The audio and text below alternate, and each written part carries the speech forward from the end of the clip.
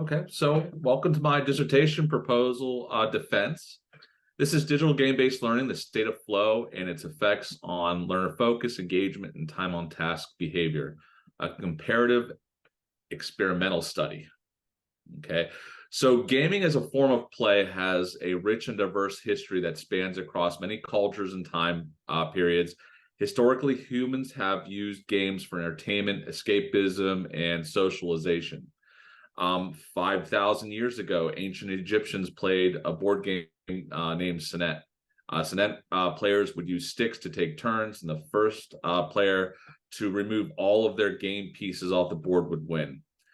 During an excavation in Iran, archaeologists uncovered a 3,000-year-old set of dice used by the Persians in their gameplay. In modern-day Azerbaijan, there still remains visual evidence from approximately 4,000 years ago of nomadic herders playing a game called 58 Holes.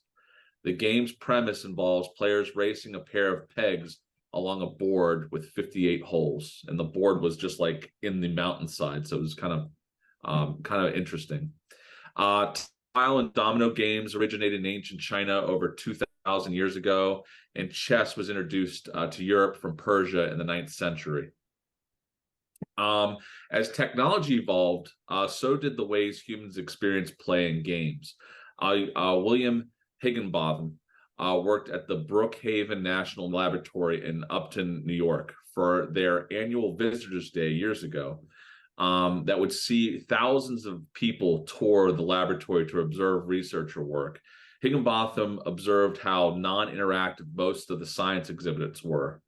In his quest to make a better, more engaging science display, Tennis for Two was created, which is actually a predecessor to Pong, which actually got two comments from both Rachel and Wendy about, isn't this Pong? It's actually Tennis for Two was its predecessor. So this interactive display required two players to manipulate controllers with buttons and rotating dials to control a bright pixelated dot acting as a tennis ball across a two-dimensional tennis court. This was, again, the predecessor to Pong. Atari, with Nolan Bushnell as its founder and lead innovator, released its Atari 2600 console for home entertainment and sold over 30 million units, making it one of the most popular systems ever created. By the mid-'80s, Nintendo released its Nintendo Entertainment System, which had better graphics and computing power. It also was a financial success. In the 1990s, was the infancy of online gaming. By 1994, there was the introduction of the entertainment software ratings board. So this way we would get ratings just like we would for movies. So this way we knew what type of games certain individuals could play. We hear E for everyone or mature audiences above 18 and older. By the 2000s, there was the rise of mobile gaming. In 2008, we had the App Store and Google Play opened up. By 2015 was the emergence of esports, or gaming as a competitive sport. Now you can think of teams of kids that are now being sponsored like prize fighters or NASCAR race teams. So gaming technology has undergone a significant evolution over time, driven by advancements in digital hardware, software, and connectivity. The changes in gaming technology have been fueled by factors such as increased computing power, graphical enhancements, network connectivity, and innovations in input devices. These advancements have led to the development of realistic graphics, complex gameplay mechanics, virtual reality experiences, mobile gaming, cloud gaming, and online multiplayer capabilities. The pervasiveness of digital games and their omnipresence in digital culture have led games to being viewed as a fertile medium with numerous practical instructional applications. In K through 12 learning environments, digital game-based learning is currently experiencing small-scale adoption as more educators test learning with games as an instructional strategy. Throughout the growing literature associated with digital game-based learning and classroom application, there remains uncertainty, or at the very least, a lack of consensus on how to effectively implement it as an instructional strategy in K through 12 classrooms. Significant barriers exist in large-scale adoption of digital game-based learning into K-12 education, including cost, a lack of technology resources, a lack of teacher training, and professional development. There's also the negative perceptions of digital games, a lack of well-designed learning games addressing academic standards, and not enough available instructional time due to preparation for standardized tests.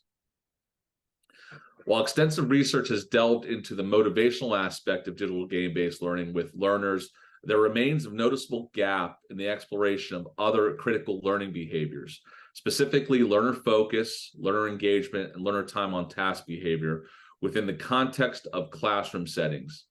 These understudied dimensions of digital game-based learning experiences warrant closer investigation to provide a comprehensive understanding of its impact on the learning process.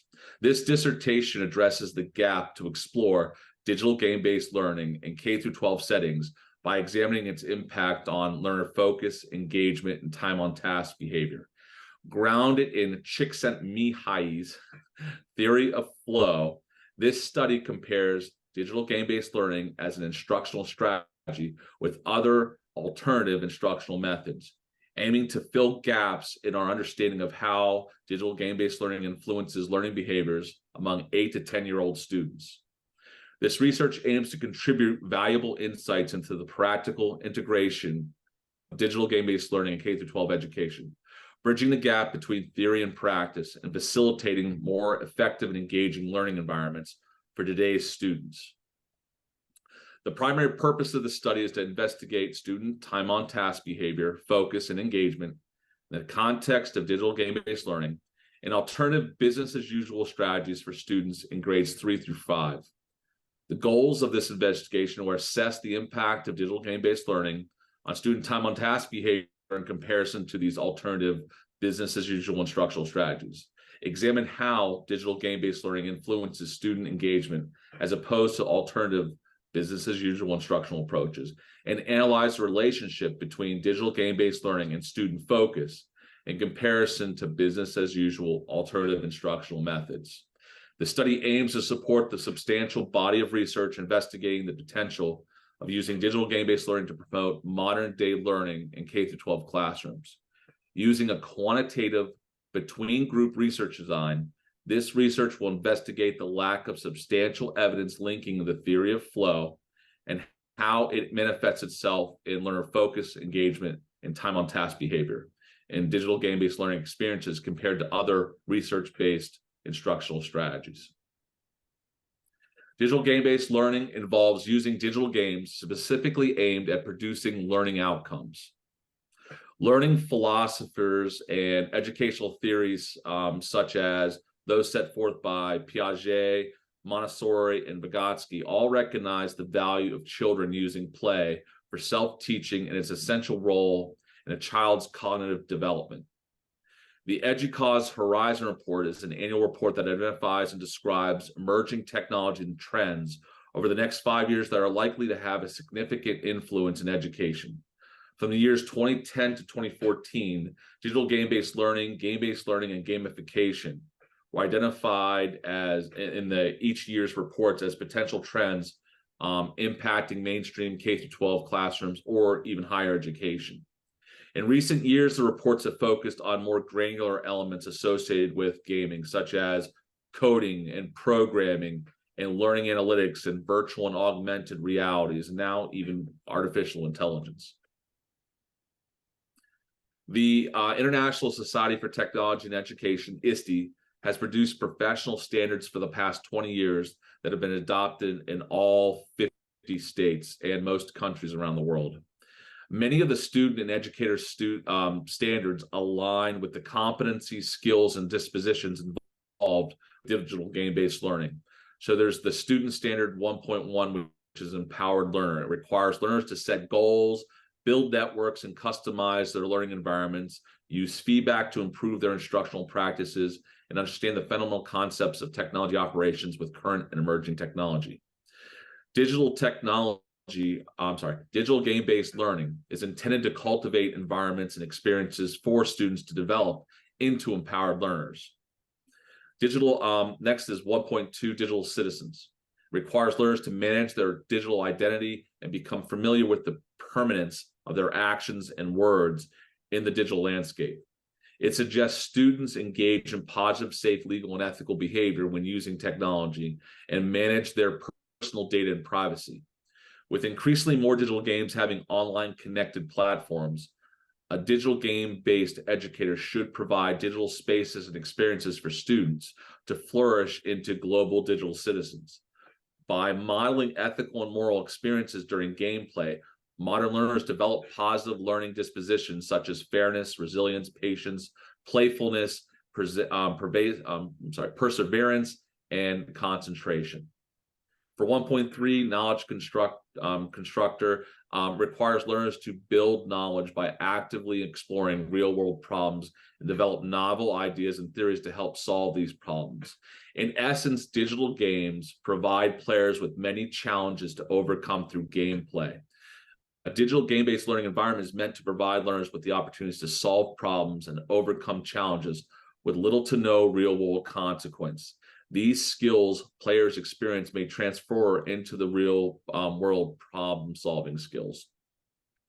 1.4 is Innovator Designer. It looks for learners to exhibit tolerance as they experience situations involving ambiguity, perseverance, and the capacity to work with open-ended problems. Since digital games involve all three of these aspects during challenging gameplay, digital game-based learning experiences are intended to offer learners a safe and constructive environment to cultivate these behaviors. 1.6 is Creative Communicator. It asks learners to communicate complex ideas clearly by creating or using digital objects such as models or simulations. Digital games are a form of digital simulations meant to teach learners to communicate and reflect upon their gameplay and the new knowledge they have acquired. And then 1.7, Global Collaborators. It requires learners to broaden their perspectives by collaborating with others, both locally and globally. Digital game-based learning allows learners from various backgrounds and cultures to work together to solve the challenges presented during gameplay. By using collaborative technologies, learners are able to connect with their peers to solve in-game problems as members of a team or a community. You might notice on there, I'm missing one standards because the other one really doesn't address digital game-based learning.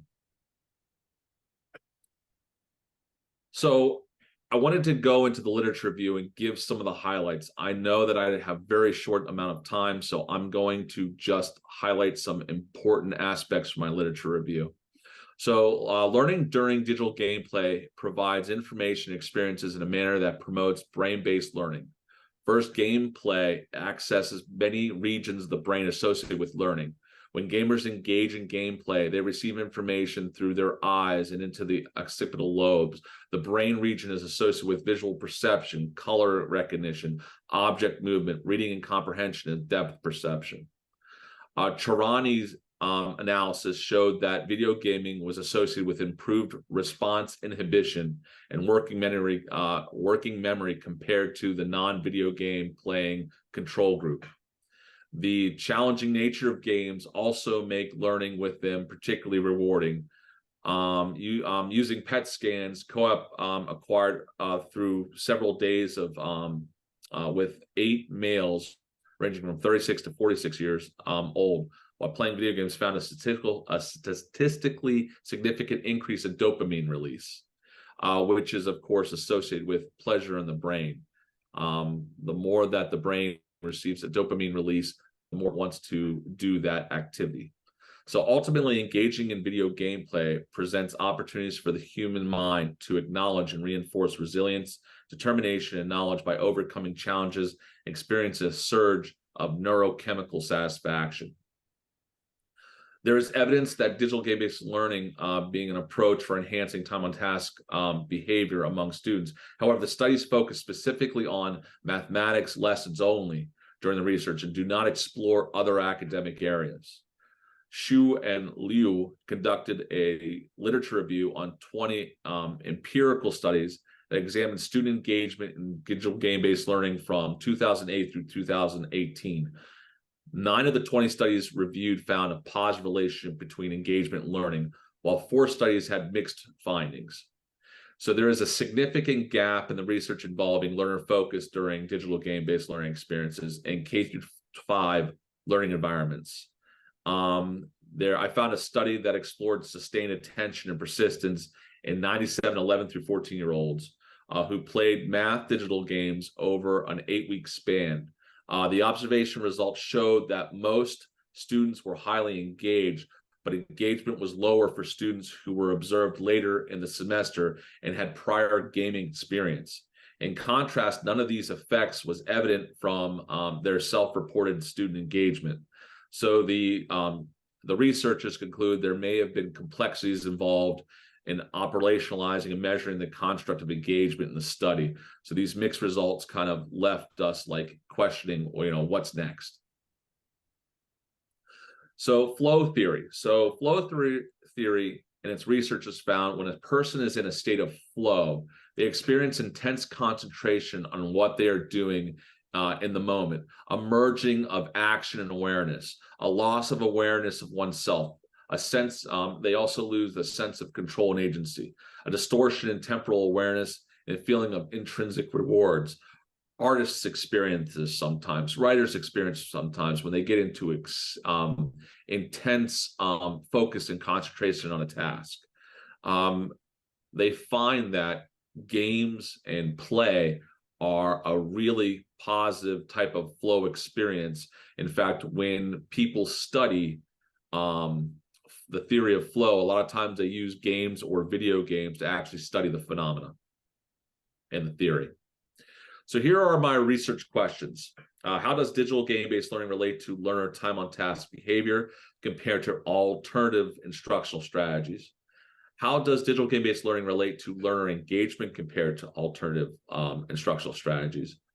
And how does digital game-based learning relate to learner focus compared to alternative instructional strategies? And there's the null hypotheses as well. So this quantitative study aims to further augment the growing body of research by investigating the potential of digital game-based learning to promote modern-day learning in K-12 learning environments. First, the study will investigate how digital game-based learning used as an instructional strategy compares to alternative business-as-usual strategies in everyday, that educators use every day during instruction. Some of these strategies include things like cooperative learning, using learning centers, station work, WebQuest, building models. By comparing observable learner behaviors such as engagement, focus, and time on task behaviors during classroom trials, the study will investigate if digital game-based learning is as effective an instructional strategy for educators to consider adding it to their pedagogical toolkit for learners. The proposed study will utilize secondary analysis of data previously collected during an earlier study. The between group setup employed to collect the study data supports an experimental research design using intact groupings to compare student performance over 8 experimental trials. In each trial, 2 groups, an experimental and a control group, were selected at random, engaged in an instructional lesson. The experimental group experienced a digital game-based learning activity, while the control group engaged in a variety of alternative instructional strategies, such as the ones I mentioned previously. The setting for the study was an elementary school technology classroom, and it was focused on the student population was grades 3 through 5. So here is my theoretical framework, my conceptual framework. So numerous researchers have examined Csikszentmihalyi's theory of flow regarding digital game-based learning. However, there's a lack of research involving multiple academic and psychological behavioral combinations, such as focus, engagement, and time on task behavior, and a learning environment and its connection to the state of flow. There is also a lack of studies that examine flow in digital game-based learning across numerous academic areas, such as the one that I have proposed here. As mapped out in the conceptual framework, beginning at the top, there's the theory of flow. It's a phenomenon that frequently manifests itself during gameplay. As learners engage in the digital game-based learning experience, several learning behaviors can be observed. Okay, this study will combine multiple learning behaviors associated with the state of flow and examine them in a public school, specifically grades 3, 4, and 5, in a technology-enriched classroom. Here's a quick listing of the trials, the summary of the trials. You can see that's grade 3 through 5. There are multiple subjects. There's a lesson cycle topic. It's the main topic. And the only thing that changes out, the only variable that changes out, whether it's an experimental group, is the game that they play or the other instructional strategy that they use to learn from. At the end of each trial, both the experimental and control group study took a post-trial survey to rate their level of focus and engagement. During the trials, an observation protocol measured time on task behavior for a sample of students in each of the experimental and the control groups during all 8 trials. The data collection methods were constructed to compare student focus, engagement, and time on task behavior between the experimental control groups to determine if there is a statistical significance. So just here's a quick little thing about the surveys. They were anonymous. They were electronically distributed and collected, completed at the end of each group during each trial. And there were 365 completed, 180 in the experimental, 185 in the control group. It's important to remember that this is a secondary analysis of data that's already been collected. The trial observations are anonymous. They were completed during each trial. Table group observations, there were each interval was 120-second observations per student. There were 5 to 7 students per group, and for a total of 42 observed in experimental and 44 observed in the control group. Sorry. There we go. For the data analysis, I'm planning on doing a regression analysis with robust standards errors.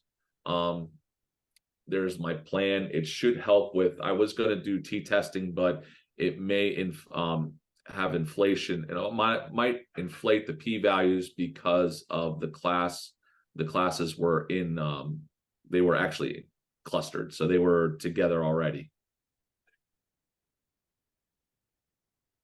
And the nested, nested classrooms complicate the use of just traditional t-tests, necessitating a robust regression analysis to ensure the validity and reliability of results.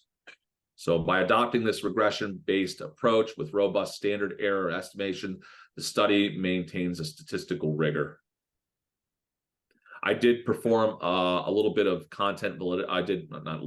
I performed a content validity study to determine if my survey would measure what it's meant to measure, and it received a CVR for engagement and focus of a 1.0. And I also asked them to take a look at the time on task protocols, and all the expert agreed with the protocols that they would measure what they were meant to measure. Here is the student survey. I kept it short, so this way it wouldn't impact instructional time, since I was also the researcher and the instructor at the same time.